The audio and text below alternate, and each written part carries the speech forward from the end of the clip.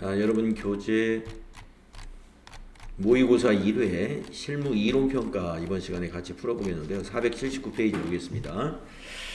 자, TAT 2급의 이론 문제 15개. 쉽지 않죠? 네, 이론 15개 쉽지 않습니다. 자, 이론 문제 잘 적응하시면은요, 답을 찾는 거 이렇게 어렵지 않습니다. 문제를 많이 풀어보시면 점수가 확실히 점수를 높일 수 있다 하는 거 믿으시고 문제 많이 풀어보시기 바랍니다. 자, 1번 문제 보겠습니다. 다음 설명 중 옳지 않은 것은? 자, 1번 보기는 자산의 평가 기준으로 역사적 원가와 현행 원가 중 어느 것이 더 유용한지에 대한 논란은 회계 정보의 질적 특성 중 목적 적합성과 신뢰성의 절충의 필요성과 관련이 있다. 네, 그렇습니다. 우리가 이제 자산을 우리가 기말에 평가를 하는데 역사적 원가, 이 취득 원가를 의미하는 거거든요. 취득 원가는 역사적으로 거래가 실제로 일어났던 원가이죠. 그래서 역사적 원가로 표기해야 된다라는 것은 신뢰성을 중시한다 하면은 역사적 원가가 신뢰성이 있죠. 그 다음에 현행 원가. 현행 원가라는 것은 현재 시가를 가리키는 건데요. 우리가 목적 적합성을 중시하는 경우는 공정가치, 즉 시가로 표시하는 것을 지향하고 있죠. 그래서 이 목적 적합성과 신뢰성은 서로 이 절충이 필요한 내용입니다. 그래서 역사적 원가로 기록해야 되느냐, 현행 원가로 기록해야 되느냐, 그 어느 것이 더 유용한 것이냐 하는 것에 대해서는 논란의 여지가 있습니다. 그래서 이 두 가지를 잘 절충해야 되는 것이죠. 1번은 맞습니다. 다음 2번, 목적 적합한 정보가 되기 위해서는 예측가치, 피드백가치, 적시성이 있어야 한다. 그래서 여러분 그 암기사항이죠. 이 목적 적합성의 하위 질적 특성은 예, 피, 적이다 이렇게 해서 외우거든요. 그래서 이 목적에 적합한 정보가 되려면요, 그 정보가 예측 가치가 있어야 되고, 그 다음에 피드백 가치가 있어야 되고, 적시에 제공되어야 된다는 이 세 가지 이 하위 질적 특성 기억해 주시고, 3번 신뢰성이 있는 정보가 되기 위해서는 보수주의에 따라 회계 처리를 해야 한다라고 했는데, 우리가 이제 그 회계의 질적 특성에 뭐 신뢰성 또는 목적 적합성 이런 구분은 있습니다만은 보수주의다, 진보주의다 하는 그 질적 특성은 없습니다. 그래서 이거는 좀, 자, 4번 문제 한번 볼까요? 4번 보기 볼까요? 옳지 않은 거 찾으라는 거죠. 반기 보고서는 연차 보고서에 비해 목적 적합성은 높다.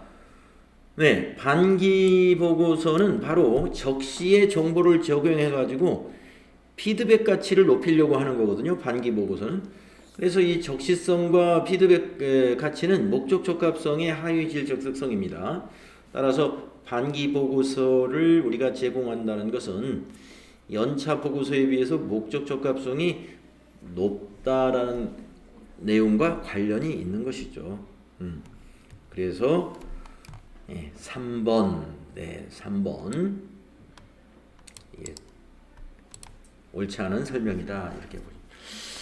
또 회계 처리가 그러면 보수주의, 진보주의 이런 그 개념 정리는 전혀 없는 것이냐? 그렇지는 않아요. 회계에서도 이 보수주의적인 회계 처리라는 것은 이익을 좀 과소하게 표시하려고 하는 그런 경향을 보이는 것을 우리가 이제 보수주의 경향이라고 하고, 진보주의 경향이다 그러면 좀 이익이 좀 많이 나게 표시하려는 그런 경향인데, 네,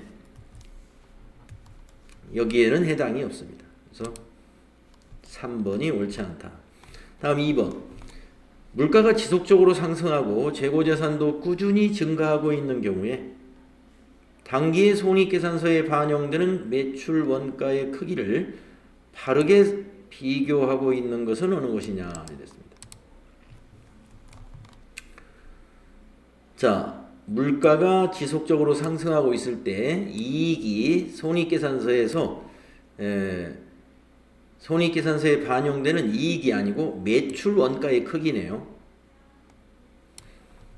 그러면 우리가 매출 원가가 크다는 것은 이익이 작다는 것이죠. 원가가 크게 나타나는 것은.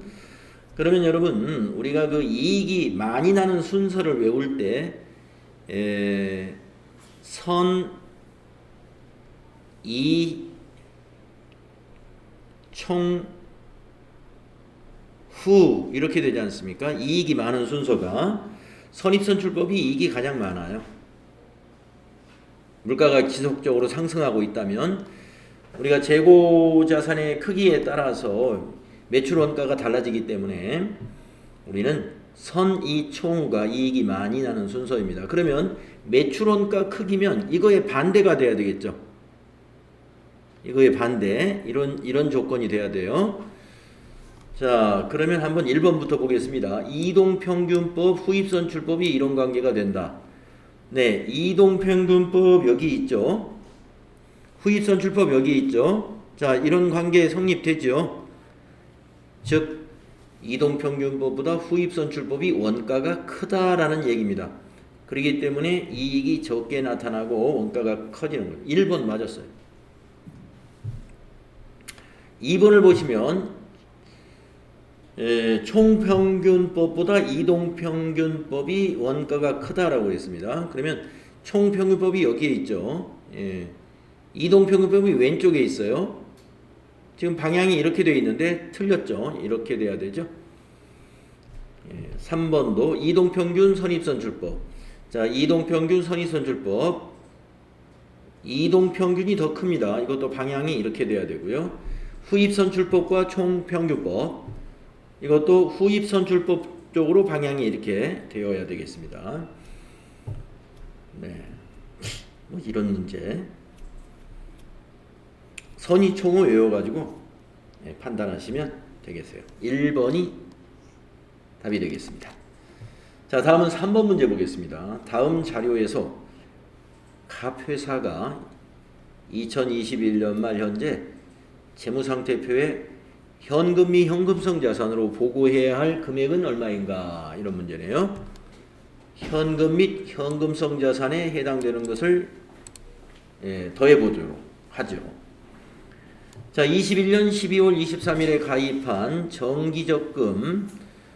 자, 정기적금의 만기가 12월 22일이라고 그러네요. 자, 그러면 우리가 현금성 자산은 이런 예금, 금융상품의 경우에 취득 시 만기가 3개월 이내인 금융상품이 현금성 자산에 포함될 수가 있죠. 자, 취득은 12월 23일이고요. 21년도. 만기는 그 다음에 12월 22일이니까 1년 만기 정기적금이에요. 그래서 이거는 현금성 자산이 아니라 단기 금융상품으로 봐야 되겠죠. 단기 금융상품. 다음에 의뢰사가 발행한 수표. 타인 발행 수표는 현금이죠. 네, 40만 원은 해당이 됩니다. 세 번째, 21년 12월 24일에 취득한 양도성 예금 증서가 있는데 만기가 22년 9월 2일입니다. 자, 3개월이 넘죠? 양도성 예금 증서 만기가 8개월 정도 됩니다. 그래서 이것도 단기 금융상품으로 분류합니다. 현금성 자산이 아니에요. 다음에 네 번째, 지폐라는 건 돈이죠. 현금성 자산입니다. 마지막으로 5번째, 21년도 12월 26일 날 취득한 CP가 기업업인가 그래요.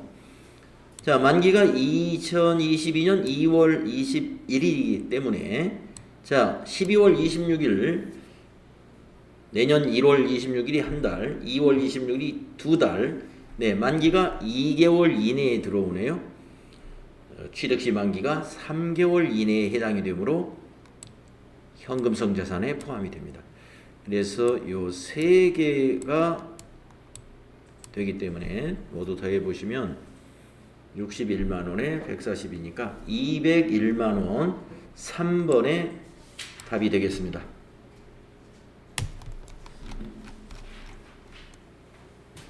다음은 4번 문제 봅시다. 재무제표의 표시 방법에 따라서 유동자산으로 분류되어야 하는 것은 이랬습니다. 유동자산이라는 것은 1년 내에 현금화가 가능한 자산을 우리가 유동자산이라고 하는데요. 자, 1번. 제조업을 영위하는 기업이 정상적인 영업주기가 12개월인 경우에 해당 기업이 보고기간 말로부터 만기가 15개월 이후에 도래하는 매도가능 경권입니다. 그랬어요. 정상적인 영업주기 내에 들어오거나 만기가 아니면 1년 내에 만기가 도래한다면 유동자산으로 봐야 되겠지만 정상적인 영업주기 내에도 해당되지 않고 만기도 1년을 초과 때문에 이거는 비유동자산. 다음에 두 번째, 부동산 매매업을 주업으로 하는 기업이 보유하고 있는 토지. 그러니까 이 보유한 토지는 상품이라는 얘기죠. 부동산 매매업이 주업으로 하는 토지니까 상품이라는 얘기예요. 상품이면 재고자산이지 않습니까? 재고자산은 모두 유동자산으로 봅니다. 왜냐하면 정상적인 영업주기 내에 판매될 것으로 볼 수 있기 때문에 그렇습니다. 그래서 재고자산은 유동자산으로 분류돼야 되기 때문에 답은 2번이 돼야 되겠네요. 3번을 보시면 보고기간 말로부터 13개월 동안 사용이 제한되어 있어요. 자, 비유동자산이죠. 네, 사용이 제한되어 있는 현금 및 현금성 자산이라는 것은 유동자산이 될 수가 없습니다. 다음에 회사의 생산성을 높이기 위하여 구입한 특허권. 특허권은 무형자산으로서 비유동자산으로 분류하죠. 네, 그래서 2번이 재고자산. 자, 다음에 5번 문제로 가보겠습니다. 주식회사 한공은 21년 10월 1일 날 미화 $10,000의 외상 매출을 발생이 되었습니다. 21년 12월 31일에 외화 매출채권 회수 시 회계 처리로 오른 것은 환율 정보는 아래와 같다 이랬습니다. 그러니까 10월 1일 날 환율은 달러당 1,100원이었기 때문에 이 당시 외상 매출금을 어떻게 기록했을까요? $10,000니까 1,100만 외상 매출금이 그렇죠. 1,100만 원으로 기록됐죠. 자, 그런데 12월 31일 날 이 외상 매출금을 회수했다 그랬습니다. 이때 환율이 떨어졌네요. 그러면 우리가 $10,000를 받아서 환전을 하면 1,000만 원밖에 안 되죠. 받은 건 1,000만 원, 외상 매출금은 1,100만 원이 감소하게 됩니다. 그러면 요 100만 원의 차이는 우리 환율 차이로 손실을 본 것이기 때문에 외환차손으로 기록합니다. 외환차손. 그래서 답은 3번이 됩니다. 자, 대변의 외화 매출채권은 1,100을 감소시켜요. 10월 1일 날 1,100만 원으로 매출채권, 외상 매출금이 잡혔을 테니까. 그래서 대변의 외화 매출채권은 1,100만 원 자산 감소되면서 현금은 1,000만 원을 환전하면 1,000만 원이 되잖아요.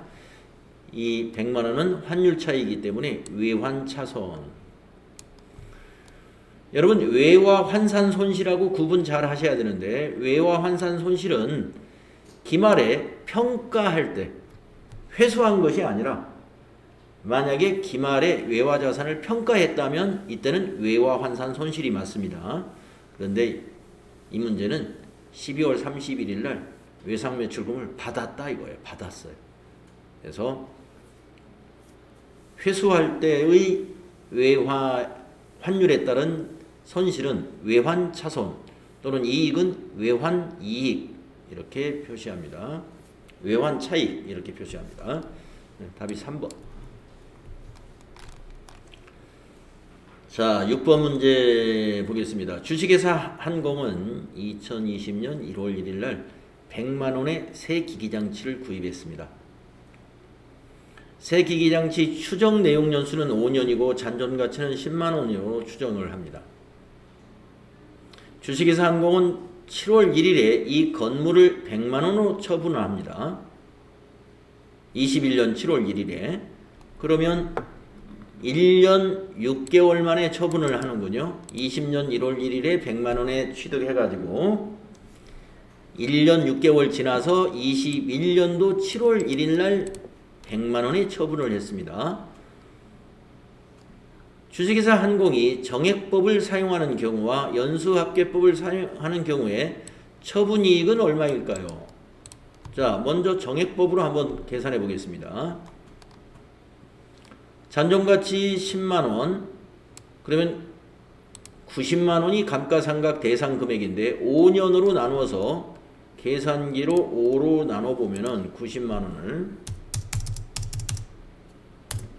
나누기 5 하게 되면 연간 18만원의 감가상각비가 되겠고 1년 6개월이니까 18만원 곱하기 1.5 하죠. 그러면 27만원이 감가상각 누계액입니다. 자, 그러면 100만원에서 27만 5천원, 아니 27만원을 차감하면은 73만원이 뭐예요? 장부금액이죠. 자, 정액법의 경우에 73만원이 장부금액인데 100만원에 처분을 했기 때문에 바로 27만원만큼 처분이익이 발생하는 겁니다. 27만원 이익. 1번과 4번이 정액법은 맞았어요. 자, 연수합계법은 좀 공식을 한번 써서 여러분에게 설명을 해드리겠습니다. 연수합계법.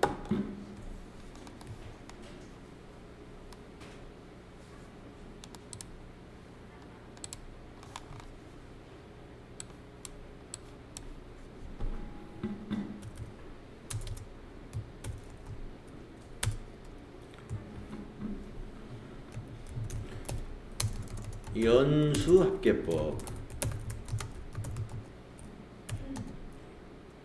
감가상각비 계산하는 공식은 취득원가에서 잔존가치를 빼가지고요. 여기까지는 정액법하고 같아요. 여기다가 곱하기 내용 연수의 역순이라고 하죠. 역순 나누기 내용 연수의 합계, 이런 방식으로 계산을 하죠. 자, 그러면 1차년도 걸 먼저 계산해 보겠습니다. 1차년도와 2차년도 감가상각비가 달라요. 연수합계법이. 자, 1차년도는 자 100만원에 사가지고 잔존가치는 10만원이니까 10만원을 빼면 90만원, 거기다가 곱하기 내용연수의 역순이면 첫 해는 내용연수가 5년이지 않습니까? 그래서 5부터 시작하는 거예요. 5 나누기 내용연수의 합계는 1 더하기 2 더하기 3 더하기 4 더하기 5가 됩니다. 그러면 1 더하기 2 더하기 3 더하기 4, 5 한번 다 더해볼까요? 3에다가 6에다 10, 이거 다 더하면 15가 돼요. 그래서 15라고 그냥 쓰겠습니다. 자, 1차년도의 감가상각비는요 90만원 곱하기 5 나누기 15가 돼요. 계산기로 한번 계산해 볼까요? 90만원 곱하기 5 나누기 15 하게 되면 30만원이 되겠습니다. 자, 1차년도 감가상각비 30만원. 그러면 이제 2차년도 계산해 보겠습니다. 2차년도도 앞부분은 똑같아요. 100만원 빼기 10만원 잔존가치 빼서 곱하기, 이번에는 역순이니까 5의 다음 숫자는 4죠. 5, 4, 3, 2, 1로 가는 거예요. 나누기 내용 연수의 합계는 15가 됩니다. 15는 항상 똑같아요. 그래서 15분의 4를 삼각을 하게 되죠. 계산기를 두들겨 보면 90만원 곱하기 4 나누기 15 24만원이 되죠. 그래서 두 번째 해는 24만원. 그런데 두 번째 해에 7월 달에 7월 1일 날 처분을 한단 말입니다. 그러니까 1년치가 아니니까 이걸 둘로 나눠야죠. 6개월치니까. 그러면 두 번째 달에는 12만원이 감가상각비가 되겠습니다. 자, 연수합계법에 따르면 감가상각 누계액은 30만원 더하기 12만원 1년 6개월치가 그러면 42만원이 감가상각 누계액입니다. 그러면 장부금액이 얼마예요? 100만원에서 42만원을 빼면 58만원이 장부금액입니다. 그러면 이익이 42만원이 되는 거죠. 네. 100만원에 처분했기 때문에 58만원짜리를 100만원에 처분했다. 네. 그러면 58만원짜리를 100만원에 처분했다. 그러면 42만원이 처분이익이 된다. 이런 말씀입니다. 그래서 답은 1번에 있다. 자, 연수합계법과 정액법의 감가상각비를 1년 6개월치를 계산해 주시면 돼요. 그래서 정액법은 대체로 잘 아실 거고 연수합계법 띄엄띄엄 문제가 나오기 때문에 이 공식을 모르고 있는 분들이 있습니다. 그래서 이 공식 암기하셔가지고 정률법처럼 1차 년도에 감가상각을 많이 하고 2차, 3차 년도에는 점점점 감가상각비가 줄어드는 그런 구조예요. 그래서 체감잔액법에 해당이 되죠.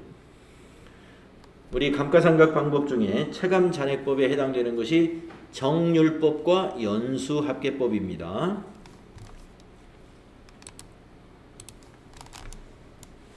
1번이 답이었습니다. 다음에 7번으로 가보겠습니다. 다음 자료에 따라 주식회사 한공이 21년에 인식할 손익계산서상의 대손상각비는 얼마인가 이랬습니다. 자, 2021년에 인식할 손익계산서상의 대손상각비를 구해라 그랬는데요. 자, 2020년 말 매출채권 내역은 매출채권이 28만 5천원, 대손충당금이 14,250원이었어요. 그리고 2021년 초 고객인 주식회사 절망의 파산으로 인해서 매출채권 5천원을 받을 수 없게 되어 대손 확정 분괴를 했다면 이 대손충당금에서 5천원이 어떻게 돼요? 네, 감소하게 되죠. 차변에 대손충당금 5천원, 대변에 매출채권 5천원 그 분계니까요. 그래서 이제 여기는 14,250원이 아니라 9,250원으로 줄어들게 되죠. 요 대손충당금이 요 5천원이 감소하니까. 다음에 21년 말 매출채권 잔액은 20만원이고 5%의 대손충당금을 설정을 한답니다. 자, 그러면 20만원의 5%를 계산기로 계산을 해보면 20만원 곱하기 5% 만원이네요. 만원을 대손충당금으로 설정을 해야 된다는 것이죠. 그런데 지금 대손충당금 잔액이 9,250원이 있습니다. 그러면 추가 설정하는 것이 대손상각비로 분계가 일어나는 거죠. 그래서 750원을 추가 설정하면 만원이 되는 거예요. 그래서 차변에 대손상각비 750원, 대변에 대손충당금 750원 이런 분계가 필요하겠죠. 그래서 대손상각비는 750원이다 이거예요. 9,250원과 이 만원의 차이 추가 설정하는 분계만 대손상각비가 되겠습니다. 차변의 대손상각비 750원, 대변에 대손충당금 750원. 이게 기말의 분계 내용입니다.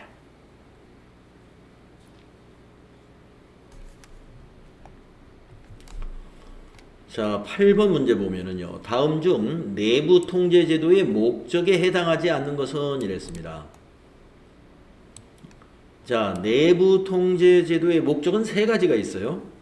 기업 운영의 효율성과 효과성을 확보하는 거, 그리고 회계 정보의 신뢰성을 확보하는 거, 재무정보 신뢰성 확보나 마찬가지입니다. 그 다음에 관련 법규와 정책을 준수하는 것이죠. 그래서 해당하지 않는 것은 2번입니다. 재무상태 양호.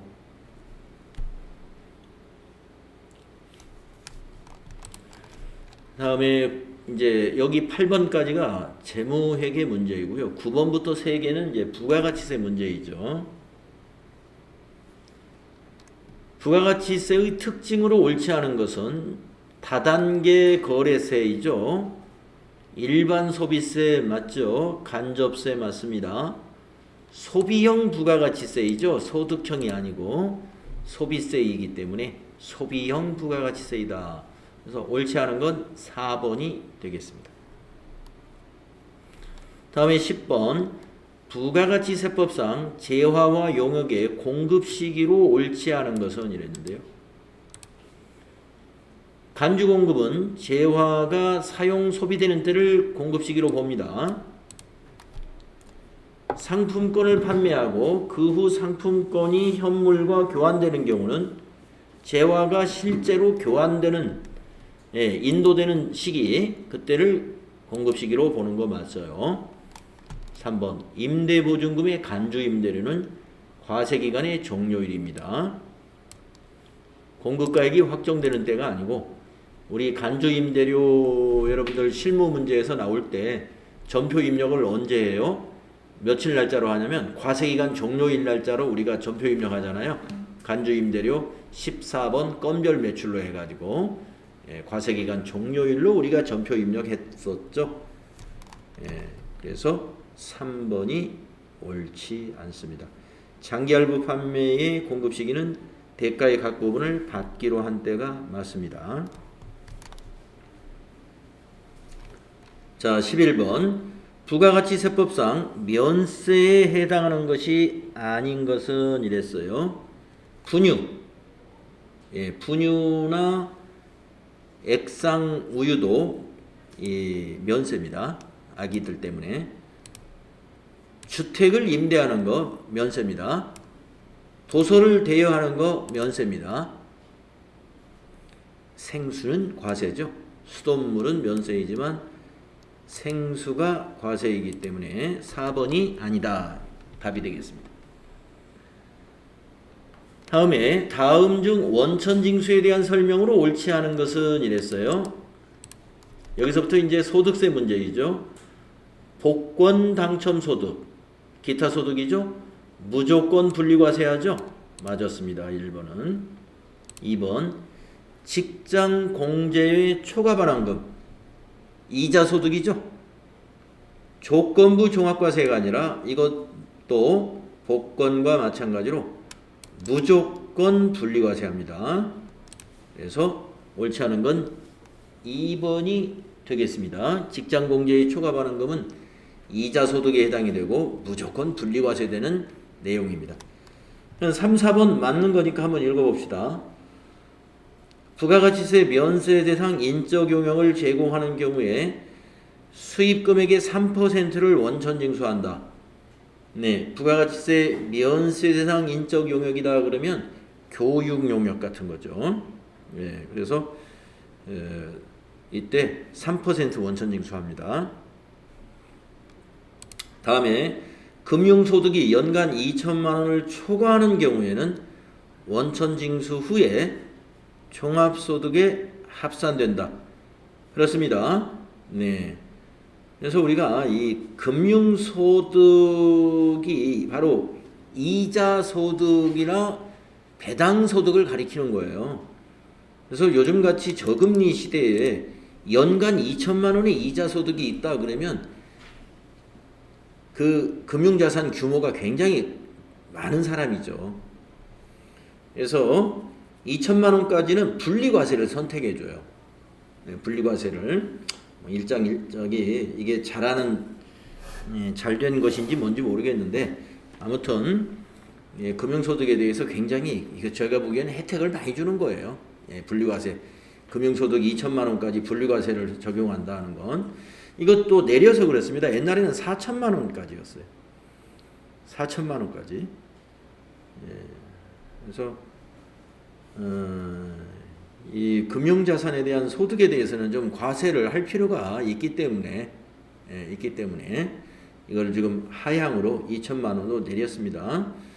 모르겠어요. 이게 정권이 바뀔 때마다 이런 과세 정책들이 많이 바뀝니다. 다시 올릴 수도 있어요. 지금 뭐 요새 분위기로 보면은 여러 가지 그 감세 정책을 많이 쓴다고 그러니까 이건 올릴 수도 있습니다. 지금 뭐 지난번에 지금 작년부터 적용된 그 자영업자의 간이과세자 기준을 4,800만 원에서 2배 가까이 올렸죠. 8천만 원으로. 그것은 감세 정책입니다. 감세 정책. 부가가치세의 부담을 공급 대가가 8천만 원 이하인 개인 사업자에게 그만큼 혜택을 주는 거예요. 부가가치세의 조세 부담을 낮춰 주는 거죠. 그래서 이제 그 정부에 따라서 보면은 이러한 어떤 세는 낮추고 어떤 세는 올리고 이런 방향이 이렇게 좀 살짝 바뀝니다. 이제 조세 정책들이 내년이나 이제 정부가 바뀌고 나서 내년이나 내후년도에 어떤 세법이 바뀌는가를 잘 보시면 되겠어요. 다음에 13번 다음 중 비과세 근로소득에 해당하는 것은 이랬어요. 비과세 근로소득. 자, 1번 대기업 종업원이 주택의 구입에 소요되는 자금을 무상으로 대여받는 경우에는요. 과세가 됩니다. 대기업이 아닌 중소기업의 경우는 비과세지만 대기업의 종업원이 주택 구입에 대한 자금을 대여받음으로써 얻은 이익은 과세. 다음 두 번째 종업원이 사택을 제공받음으로써 얻은 이익에 대해서는 비과세입니다. 그래서 2번이 비과세 근로소득입니다.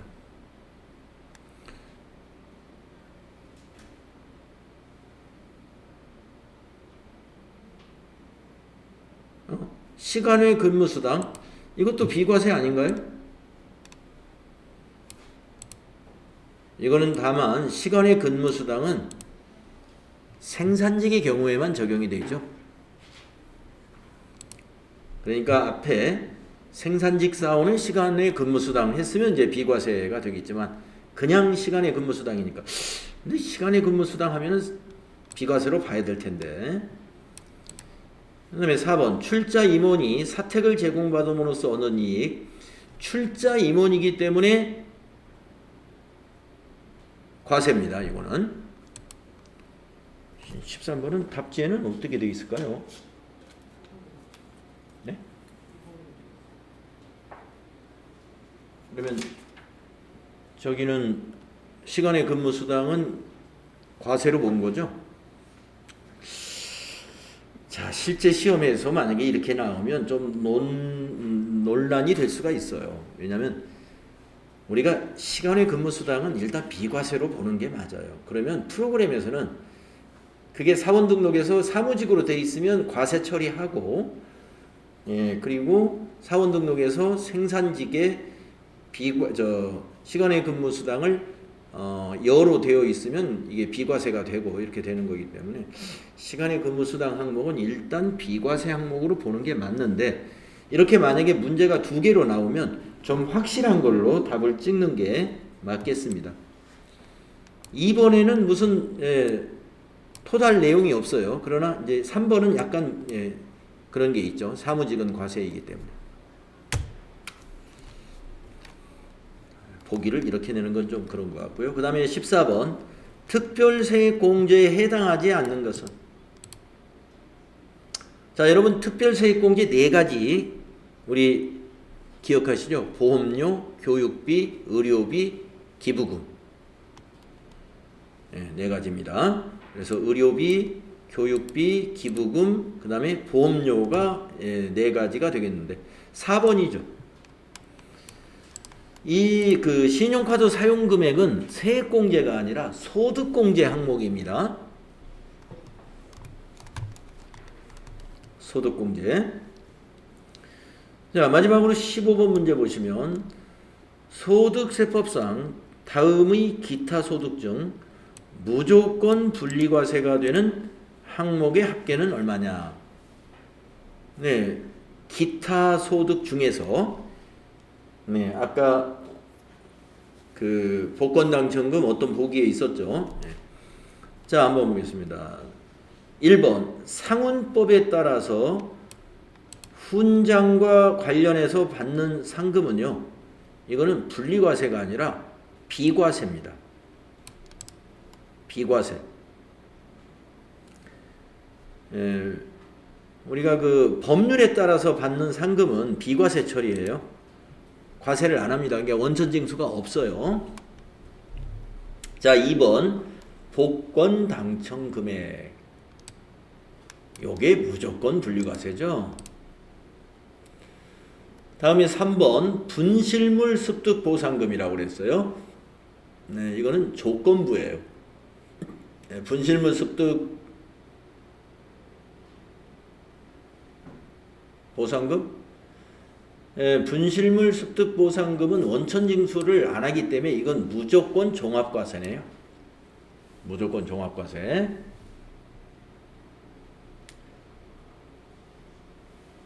아, 조건부가 맞네요. 조건부. 네, 조건부.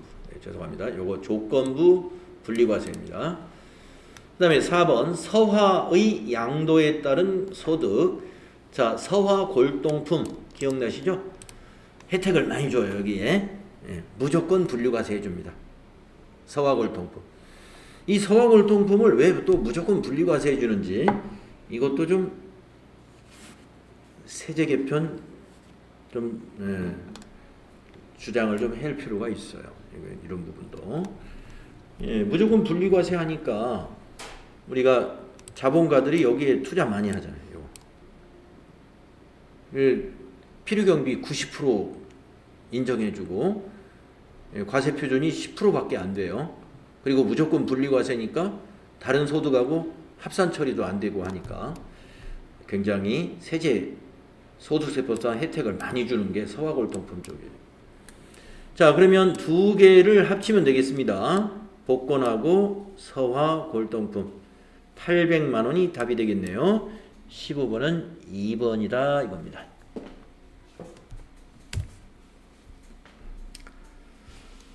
네, 우리 그 TAT 2급에서 문제가 15개 중에서 보면 부가가치세가 좀 쉬운 편이고 소득세 좀 약간 까다롭고요. 또 재무회계 1번부터 8번 나오는 것도 FAT 1급에 비해서는 조금 어렵습니다. 아무튼 문제를 우리 앞에서 풀었던 기출문제에서 이론 문제 계속 반복적으로 해설과 함께 풀어보셔야 되고 모의고사도 마찬가지로 풀어보시면 적응력이 높아지고 또 이제 이해가 가는 것이 많이 있게 되면서 점수가 높게 나오실 수 있어요. 반복해서 풀어보시는 걸로 하고. 자, 그러면 이제 다음 시간에는 이 모터샵을 이제 풀이를 해야 되는데